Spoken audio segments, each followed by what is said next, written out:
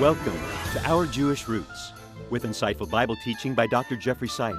On this program, we see how David dealt with someone determined to destroy him. Today on Warrior King.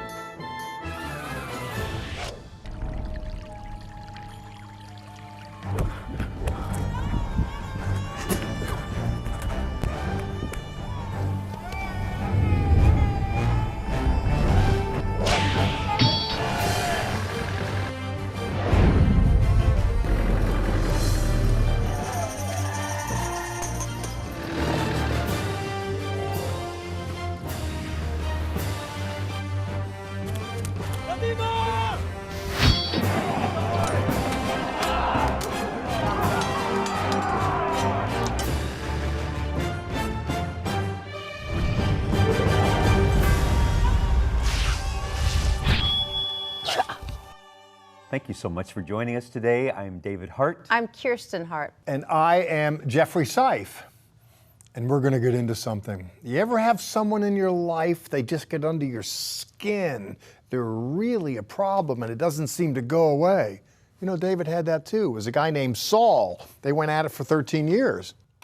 I've had people under my skin, but no one out to kill me. That's rough. It surely was, and for no good reason. It's the spiritual thing that this Saul just has it in for David. Mm-hmm. I want to answer the question that you just asked us, but they may be watching today, so we can't talk about it. A Saul in our life. Yeah. Oh, you have one? No, we'll just... Everybody does, you know, Right. and the thing is, there's lessons to be learned about how David dealt with it. God took care of it. He really did. And not only did he take care of the problem, God used the problem to make David into who David needed to be. That's it's a good story. It's in the Bible. That's a great point. Yes. Yeah, real good. Right now we go to our dramatic reenactment in Israel and then to Dr. Seif's teaching. Let's go there now. It had happened before to King Saul. A dark, evil spirit had settled on his soul once again, leaving him utterly distraught.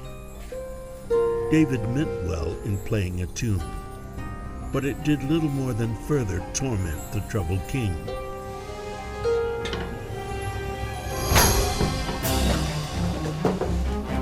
David was gone for now, but the evil spirit remained, taunting him without mercy. I am sure that it was extremely painful for David. And I want you to get the point as well. And why is that? Because it can be extremely painful for us. And what's that, pray tell? When we are not only abandoned by friends and associates, not only disappointed, but out and outright betrayed. It's tragic. Sometimes there are people, we serve them well, in response to which we get not just disrespected, but they unleash forces upon us that look to knock the legs out from underneath us. Sometimes we can take our friends and weigh them in the scales, and they can come up wanting. And why is that? Because much as we try and love them, they come after us with a vengeance. And that's tragic, isn't it? That we have to be on the defensive, that we have to be on the ready against friends, people that we serve, people that we've loved. That's where the warrior King David, well, he's not a king yet, but that's where he finds himself. And maybe this is his training on the way to be the king. What do I mean by that? You know the story. David entered into a world against the backdrop of Saul's demise. Saul was vested with authorization to be the king, to lead the people, but he wasn't leading the people, he was bleeding the people. He was feeding off of them instead of feeding them. And why is that? Well, it was all about the house of Saul. It was all about him benefiting from the position that he had instead of using his energies to be of a benefit to the community. Well, God finally says, I can't work with this man anymore. He just won't repent. He's not teachable. So the word to Saul from the prophet Shmuel is enough already. The Lord went to someone else, David, and he found in him some stock that he could raise up and use. Now what's interesting, part of David's being raised up was him to have this titanic struggle with the man that he began serving. And isn't that tragic? I don't know if you've ever found yourself in a place where the world has turned on you. Here we're in a home where there's some love, people working together. And you've heard the expression that a man's home is his castle. And the reason why that is sometimes the world outside can be so very precarious. very tumultuous, so we retreat into the confines of our own home. But what do you do when your own home, when your own safety zone turns on you? David had that happen. His whole world turned upside down. He learned to rely on God. But the same God that he was relying upon was the one who was counted upon to send the troubles. If you look in 1 Shmuel chapter 19, we're told in verse 9, Rvatihi ruach Adonai ra'a el Shaul. And an evil spirit from the Lord came upon Saul. I don't know that God's in the business of dispatching demons. The point is the Lord allowed it to happen. And so why is it that the Lord allows bad things to happen to good people, or why he allows his people to have bad people assault them? Well, we learn to trust in him, to be sure. It seems to me that if we're going to be champions, we have to learn to bear underneath difficult burdens and weights, and that makes us in the process. David was a king. He had to learn his craft, learn about trusting in God, learning about how God can deliver from bad people and bad circumstances. David learned that, and he became the warrior. He was forged in the furnace of affliction. There were many things that David learned, by the way, because of the difficulties that he experienced, difficulties that served him well. And I want you to know that the difficulties that you experience in life, if you're walking with the Lord, can serve you well as well. And why do I say that? Because Scripture says that all things, even Saul things, says all things work for the good of those who love God, who are called according to his purpose. I have a Saul in my life, one or two to tell you the truth, and you probably do as well. But you know what? If you have the Lord in your life, that's plenty good to get the better of life's challenges. It's easy to feel alone, isn't it, sometimes when you feel you're running away from people's spears? But that's not all the story with Saul and his family. I think you know, if you read the Bible, you learn that Saul had a son, Jonathan, a man, a different sort altogether. It's interesting, inasmuch as Saul was hell-bent on destroying David, David had endeared himself not only to Jonathan as a best friend, a great friend, we're going to look at him in a moment, but not just that, but even Saul's daughter fell in love with David. Go figure. An upside-down world, isn't it? And sometimes an upside-down world is the kind of world that God uses to get his people right side up. And so when we look at the story of our warrior King David, we learn about Davidic leadership in Goliath-like times, and we learn how he used difficulties to make that man who he was.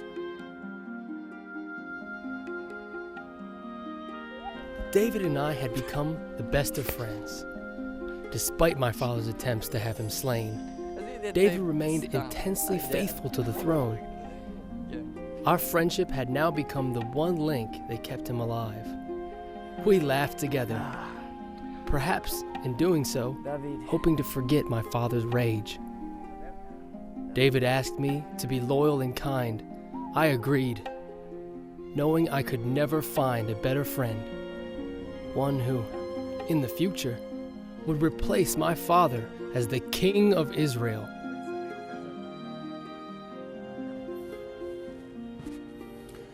The word fraternity comes from the Latin word frater, which means brothers. And as you may well recall from the biblical text, Hine ma tovu manayim shevet achim gam yachad, behold how good and pleasant it is when brethren dwell together in unity. So you might recall that people need people. Yeshua, Jesus, is on record saying, by this all men will know that you are my disciples, by your love for one another, by your fraternity. When I think of the story of David and Jonathan and David, I'm reminded of a relationship there that to me is just fantastic. And by the way, it's rare amongst men these days, outside of the theater of combat, I should say. Men go off to war, men forge bonds. When men struggle together against a common foe. I never served in the Army, but I have a career in law enforcement. I know that there's a kind of fraternal bond amongst men who bear arms in defense of home and hearth in the police force, that there's a lifelong bond that cops share. And by the way, it's all over the world. I can go to another continent and talk to a cop about cop stuff, and we are instant buddies. There's something about braving the same kind of hazards that forms bonds. And men need those bonds. Tragic, outside of war. Males develop relationships in war. where they learn to work together. We cultivate skills on reliance, responsibility, and then we leave that world and go into civilian life, and it's every man for himself. And there's something in that. Males feel something missing. There's a vacuum. There's something that needs fixed. And why is that? Because a man is alone, and men were not made to be alone. Strange as that might sound, there's a void in the heart that men have that can't be filled by a woman. Now, I know I can be misunderstood in saying that. It wouldn't be the first time, and I can get bad mail. Oh, I don't believe it, but it's true. Men need men. Now, I think it's problematic. Ain't it like the devil to sexualize that? I think that indeed is problematic. When I look here in the sacred text to see about the sacred bond between men, let's not even think of sexualizing that. I believe the Bible legitimizes relationships between Adam and Eve, not Adam and Steve. But I want you to see this. In Shmuel, 1 Samuel chapter 20 and verse 16, Vayikrot Yonatan im Beit David, and Jonathan made a covenant. Karat Berit, he cut a covenant. He made a covenant with David. And we're told in verse 17, and Yonatan caused David to swear for the love that he had for him. For he loved him as he loved his own soul. I believe there's a longing for that, by the way. I believe there's a need for that. I can't tell you how, as a police officer, I would love just to sit around in uniform with other men. Maybe there was a fight, there was an incident, something we work together to break up, and then there's a kind of camaraderie where we connect and we process what happened. And oh, for the joy of that. And to me, it's tragic how that's missing outside of that culture. You know, I've had some experience serving as a firefighter as well, where we debrief, you don the bunker gear, you know, most people are smart enough to run from a fire, some people are dumb enough to run into it. But I say that tongue in cheek, of course, they're not dumb, they're heroes. The point is that when people work together in a common cause and a common struggle, it forges alliances that wouldn't otherwise be there. And we need that. I believe that God's people need to recover that. The Bible says, Hine ma tovu manayim sheverachim gam yachad. How good and pleasant it is when brothers dwell together in unity. Hear me, mister, you might have a lot of talent, but you are not going to excel. You're never going to reach what you could otherwise be if you forever want to go it alone in life. Find good friends. Cultivate those bonds. Be faithful to each other. David and Jonathan did that. It's a moving story. Never mind my words. Read the Bible itself and learn how David was the better for his associations with Jonathan. אני נשבע. אחי אתה.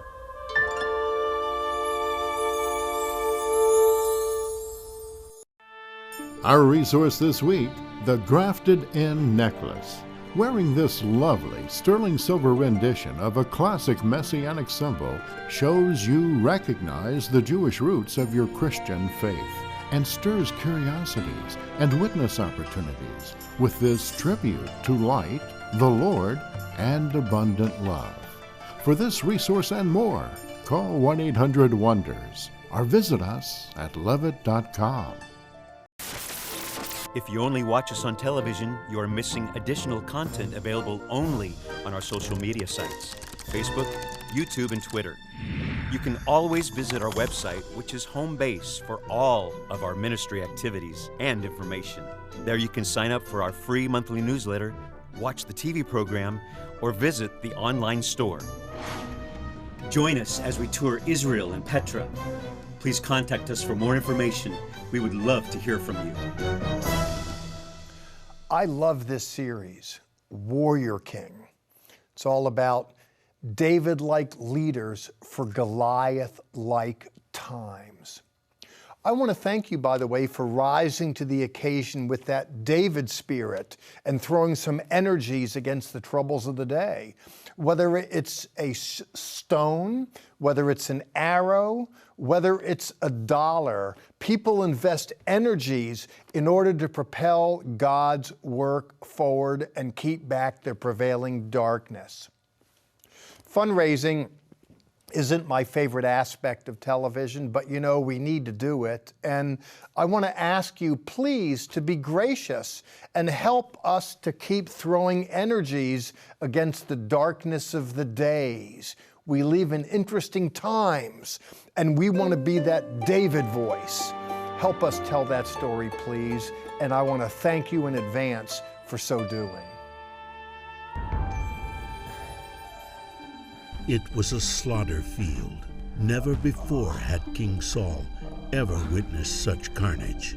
The Philistines had killed his 3 sons, and now, in the last moments of this hopeless battle, the wounded king pleaded for his own death. Loyal to the end and gripped with fear, his armor-bearer refused the king's plea. And so it was that Saul would use his sword one last time.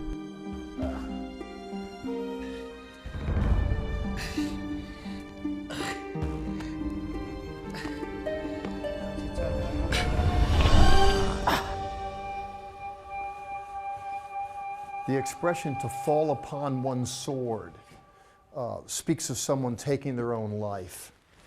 And we're at a place in David's life where he's learned that his nemesis has fallen upon his own sword. Saul is dead, and Jonathan along with him. For my money, Saul could have died a lot sooner, and that would have been okay, because the God's honest truth is I didn't like that man as soon as I met him in biblical literature, at least not long after I read him. I realized there was something wrong with that man. Jonathan, on the other hand, you just can't help but fall in love with him. I love that guy, and I say that at the risk of being misunderstood. In any case, David here is confronted with the fact that both are dead. And it's monumental in the biblical text. The Samuel text is clear that David had every reason to want to kill Saul, and he never exercised his prerogative. David's conduct is sterling. And why is that? Because he won't take it upon himself to be given to executing his superior officer in that social system. He spends 13 years not fighting Saul, but running from him. And now, as he's running, he's overrun with the fact that Saul is dead. We come upon that story in 1 Samuel, very simply in verse 4 at the end. Saul and the armies is engaged in a clash with the Philistine, with the Philistines, and it doesn't go Saul's way. And we're told finally in verse 4, Vayikach Shaul et hacherev, vayipol olecha.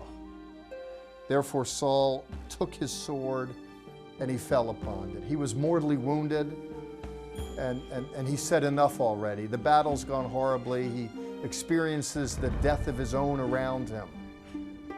It's tragic at one level. We're told then in verse 7, very simply, Veki metu Shaul uvonav. And Saul and his sons were dead. What's interesting for my money is the way that David responded to it.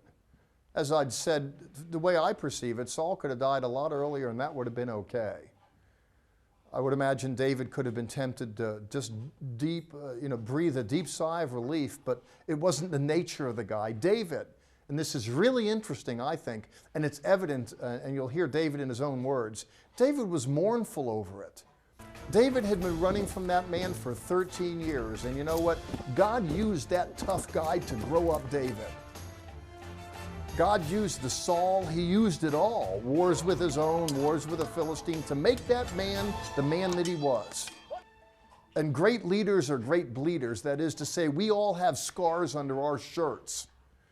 And they make us the people that we are.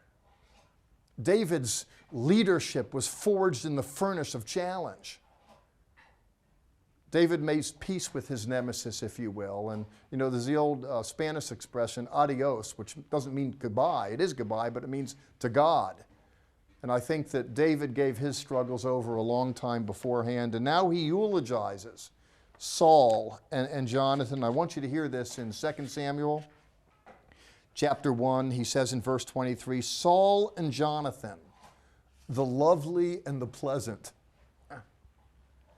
How can David describe Jonathan and his father as the lovely and the pleasant? You know why? I mean, you can be vexed over somebody that's really been messing you up for years, you know, but you make peace with it. And you just say, God, whatever. I think it's striking that David himself did much the same. He says in verse 26, I'm distressed for thee, my brother Jonathan. David learned to forgive and give it over to God, and he was able to go on to greatness. Would that we did likewise. I personally love the story of David, this whole series. I like that he didn't have a perfect life, but his heart, he has a great heart, I believe. He surely does. And who has a perfect life? You know, one person, Jesus had a perfect life. The rest of us are just people. Right, that deal with things like jealousy. It's interesting, I know I'm sandwiched between both of you guys. There's something that happens with guys, it's like a deep jealousy, should I say, that can happen. I'd rather deal with jealous guys than jealous girls. Jealous guys will just duke it out and come to terms. It doesn't simmer under the surface for length. That's overly simplistic. Well, I'm going to say, I think it was under Saul. You know, the whole, he killed thousands, David killed 10,000s. I mean, for over a decade trying to take out the next king, the anointed king of Israel. I don't know, there's something deep that Saul just couldn't get over the jealousy of Yeah, well, that's a little David. more to my way of thinking than just guys having a jealousy issue. I mean, that's jealousy on steroids, and that's a spiritual issue as well. Right, and I was just going to say, we deal with people like that in our world. People that are jealous of a position or a place or a status. I don't even know if Saul was jealous of David's looks, but it's interesting to see that David still respected Saul. I mean, he was sad when he died. Yeah, I think the author goes out of his way to say that David didn't do anything to stealthily undo him. That the reason why Saul lost his seat at the table was uniquely because of Saul. And the reason why David had a seat at the table was uniquely because of God. Now, I didn't mean to throw you guys under the bus. Women can get catty. Yeah. But it's something we all deal with. We all deal with, Right. you know, like at the outset of the program, we all have a Saul in our life. I mean, we all have a stone in our shoe, you know, that something goes ouch when we look at webs of relationships. And, you know, God used it to make David who he was, to be sure. It's true. Our daughter-in-law has gone through a situation with a boss recently in the past few months that has just tried to undermine her. And our daughter-in-law has been extremely respectful of her position. And I see that with David also, that David, even in the midst of hiding out in a cave away from Saul, was respectful of Saul's anointed position. It's just very interesting. To be sure, even when he's victimized by it all, he goes out of his way. I mean, his performance is sterling. I need to be more like that. I'm willing to get in there and fight. You know, I'm not a nice guy at the end of the day sometimes. I'll duke it out. There's more news about this. We'll be right back. Our Jewish Roots is more than just a television program. See what you are missing on our social media outlets. On Facebook and Twitter, you'll find our daily Name of God devotional, current news articles, the Bearded Bible Brothers, and more. On our YouTube channel, you'll find Faith Foundations, music, interviews, the Bearded Bible Brothers, and more. Or find everything on our website, levitt.com. We invite you to keep in touch and join us on social media. We have many biblical series that we've brought you in the past. If you would like to see some of those that maybe you've missed, go to our website, levitt.com, and click on TV, and you will see those series. Right, we have so much to offer online, on our website. Find us, we make it easy. And something else that is easy is the way Chaim Malespin shares the gospel. Let's go to him right now in Israel.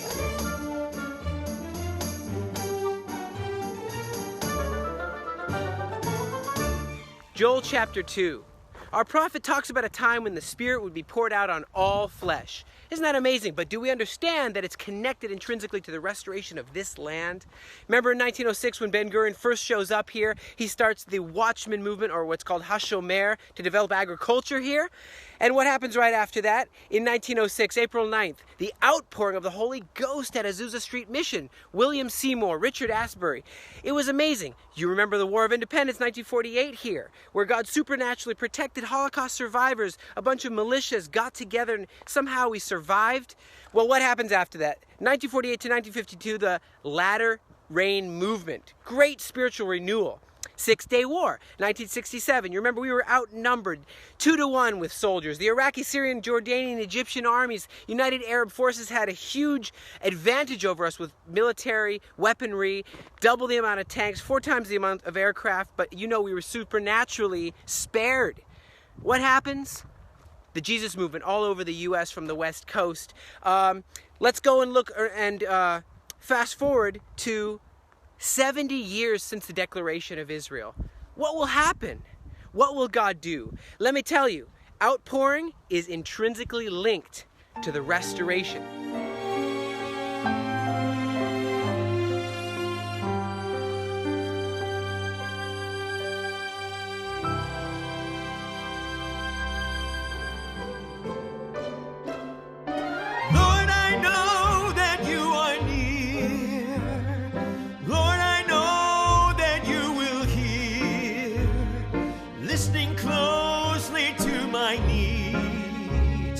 Watching carefully over me. Oh Lord, I sing and dance to you with praise, in love and worship all my days.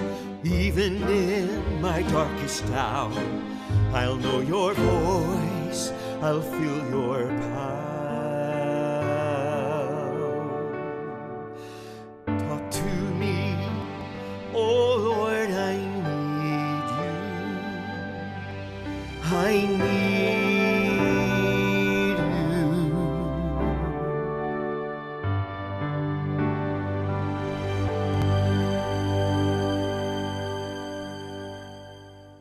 Thank you, Chaim, for your words. You are one of the most positive, upbeat people. The great thing about Chaim, he doesn't let people get him down. King David did the same thing. Boy, and that's really a great characteristic. We all should have some of that. Right. I want to be like him. You are. You are. You really are. Both of you. Well, thank you. Sorry I threw you under the bus with the It's men's jealousy thing earlier. When I grow up, I want to be like Chaim. He is wonderful. You're wonderful too. Time to go, however. So as we go, Sha'alu Shalom Yerushalayim. Pray for the peace of Jerusalem.